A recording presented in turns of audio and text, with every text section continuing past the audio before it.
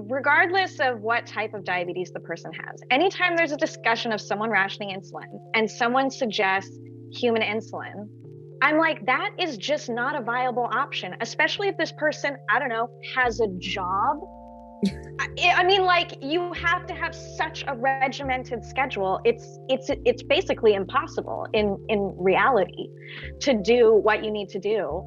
And even then, it's just so erratic the way your body processes it. And especially if you've been on modern, on the analogs, and then you switch back to it, terrifying, absolutely terrifying. And we had people that contacted MAD through we've really only been taking requests for the last year, but we've had people that have reached out during various events where like natural disasters and things, where the Red Cross only has human insulin, and they're like, I don't want to take this. And I'm like, I don't blame you. I would probably also just go ration what I had and sort of go without, rather than trying to, in the middle of a hurricane or something, figure out how to dose human insulin, which is completely different. It's just like, the way people suggest that infuriates me. Whenever someone is forced to do this or forced to consider using human insulin, they're in a state of mind where their life is at risk. So you can't think. You just can't. It's a crisis situation, and you don't have that sort of higher reasoning ability even to read the fine print on, instructions or on patient assistance programs or whatever it may be. You are aware that you could die without this, and you don't know how you're going to get it. And so there's just no hope that someone could actually do the, mental gymnastics that would be needed to convert themselves from analog insulin to human insulin while they're rationing insulin, and probably also suffering in a multitude of other ways. And I was on Medicaid. And so for the first time, it was like, oh, Medicaid can cover a Dexcom and a pump and your insulin, and it's going to be entirely free. And that was the first time that I actually had access to that technology. And I'm still on Medicaid now, and very anxious about what happens when I lose Medicaid and have to think about, do I choose between a Dexcom and an Omnipod? Because I probably won't be able to keep both. You can do anything. And I think that toxic positivity was well-intentioned at the time, but I think in a way it just precluded all of us from really becoming empowered by accepting the word disability and disabled, and then finding the community online and helping ourselves. Because like you, I walked through my life for the first 15 years thinking I didn't have a disability. I never had a 504 plan. I remember walking to the nurse's I didn't office. Actually either. Me neither. Did you have one, Eritrea? Okay, you had one. Good for you. I believed in the diabetes card. If I can just slam it on sorry, that's always 100%. Yeah, as you should. But we didn't know back then. I was also kind of going through this phase of discovering I think you said it really well, Christine, well-intentioned ableism within that wording, and then realizing that I'm the poster child for that. And having to undo oh my God, how some of the things that I have said and done and the ways I've lived my life just alienated people that I have tremendous empathy for, who truly are coming out and identifying as disabled after that point is yes, it's an and proposition. It's yes, you can do all of these things and be disabled, and also respect people and give them dignity and hear them and hold space for them. Because we're all way closer to rationing insulin or going on Medicaid or declaring bankruptcy than we think we are. Basically, the way we have it set up now, we're kind of just have enough people to kind of make it work, but we need more. So we have an intake team, which Allie is in charge of, and that's sort of just the initial, the people that talk to you once you submit a request aid form. So if you need help with something, any number of things, whether it's you need insulin, you need help getting a prescription for insulin, you need any type of diabetes medication, supplies, you're interested in seeing if you qualify for a patient assistance program, but you're totally overwhelmed by the website, whatever it may be, you submit a request aid form to us, and then within usually about 24 hours, someone will contact you via text or email. And then, basically at that point, they just sort of start a conversation about how we can best meet their needs. So because it's mutual aid, there's no means testing, right? Like, this is not something where we're like, okay, you have to send us 5 tax returns and your last pay stub. There's no, requirements. Anyone that asks for help will be helped. Similarly, there's not like a strict question and answer that everyone has to go through. It's sort of just like the intake specialist who's a volunteer that has diabetes, that is, had to procure various supplies and medication for themselves over the years, and sort of has some gift or talent for navigating those kinds of systems, will basically just say like, okay, what can we do for you? MAD cannot be bought by anyone. We don't take any, all our money is no strings attached money. We're not partnering with any corporations. There's never going to be any sort of like pharma or biotech sponsorships involved with MAD or anything of that nature. And that means that we don't have to answer to anyone. The community can truly just decide what's best for itself without having to think about these sort of outside stakeholders and where the money is coming from. Insulin for All is just the start, because you shared your personal story of living with diabetes and your health outcomes. So thank you for being vulnerable enough to do that. But insulin access didn't necessarily give you the A1C outcome you were looking for. It took additional access and additional care and additional education to get on the technology that allows you now to have better outcomes, which affect every other portion of your life, which affect every other chronic illness that you live with, to just get you back to even some sense of normalcy that an able-bodied person exists with by luck Absolutely. of the draw. Yeah.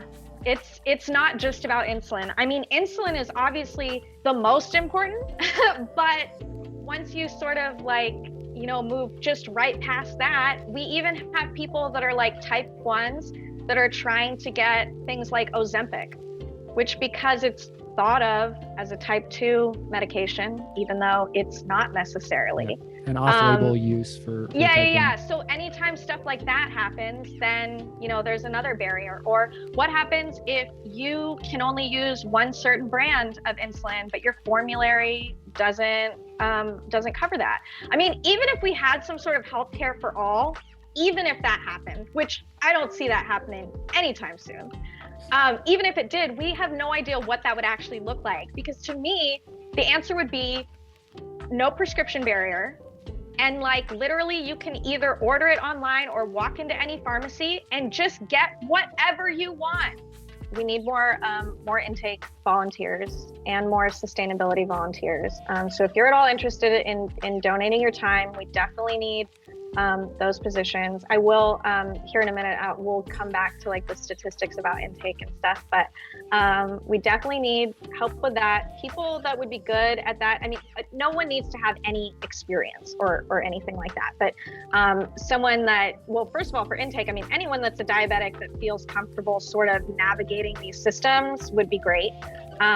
Anyone who's got social work experience or is a counselor, anyone trained in trauma-informed care, anyone who's, just enjoys talking to people even, in a very general sense, you'd be great. Please just email us, mutualaiddiabetes@gmail.com, and just, some people attach resumes and stuff.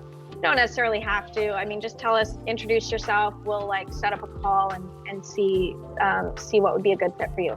We really have so much that we need done that kind of anyone, if you want to volunteer, we will find something for you to do. Trust me. If you want to support us financially, mutualaiddiabetes.com/donate has sort of everything linked there, but we have a Patreon and we have a general, just a GoFundMe fund. So the GoFundMe, that's 100% redistributed directly to diabetics in need of funds to cover co-pays, etc. And then the Patreon, if you want to do a monthly recurring donation, even it can be as low as $3. That helps a lot too. If we had a bunch of people, I mean, like we have so many Instagram followers, and I just think all the time about like, if even 25 of them signed up at that lowest tier, like we could help so many more people. So the Patreon, it's mostly a mode for you to just support us, but we are going to release some little things on there. It's not going to be anything that, you know, should be publicly available, because it's obviously behind a paywall. So we're not going to put like really important information on there, but there might be some like bonus content type stuff that we throw up. But that money mostly gets redistributed to folks, but it also is used to just cover some of our like operating costs and things like that. So yeah, Patreon, GoFundMe for a one-time donation, and then just email us if you want to actually get involved. But we really have to like fundamentally change the public perception of diabetes, I think, because there's just no other way, in my opinion, to do it. And I mean, that means that like we need, you know, it's great when, when people see themselves represented by folks wearing like CGMs in TV shows or on a runway or what have you. But that's not super relatable for a lot of diabetics. And so I think, there needs to be more people that are sharing stories about their struggles. And I think that's something that, like, especially of the type 1s, that a lot of us didn't think to do because of all that messaging we got when we were younger from organizations and doctors and society as a whole, obviously every step of the way. Also, it's hard and uncomfortable to admit difficult things about your life. And I think society, like in the United States in general, is like, we have this it's great when we show off when things are going great, but we keep really quiet when things are not. And we downplay, I think, to the detriment of our own mental health, when we say, oh, everything's fine, everything's okay, just stop looking at me, move on to the next thing. That's what actually is so gratifying about mutual aid, is that you're literally making an impact right now. Like, you are tangibly improving someone's life immediately. And you're doing that, like, not only knowing that you're helping them, but that if you ever find yourself in a position where you need help, the group will also help you. Like, we really try and avoid like talking about these things as if there are like certain people that we help and then certain people that are doing the helping.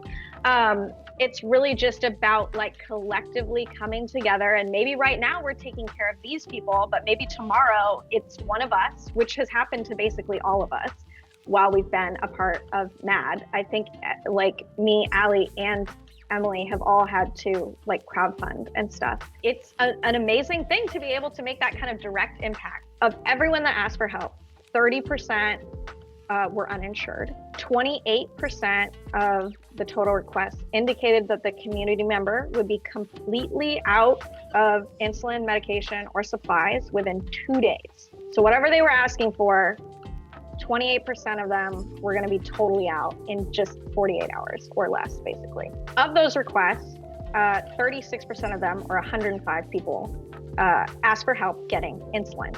Half of the people that requested help getting insulin were uninsured. So more people than just the overall numbers. 17% of the insulin requesters qualified for a manufacturer patient assistance program or coupon. And I'm going to tell you right now, I think those are all coupons, not patient assistance programs. I don't know that we have ever had a single person that we've actually gotten on a patient assistance program.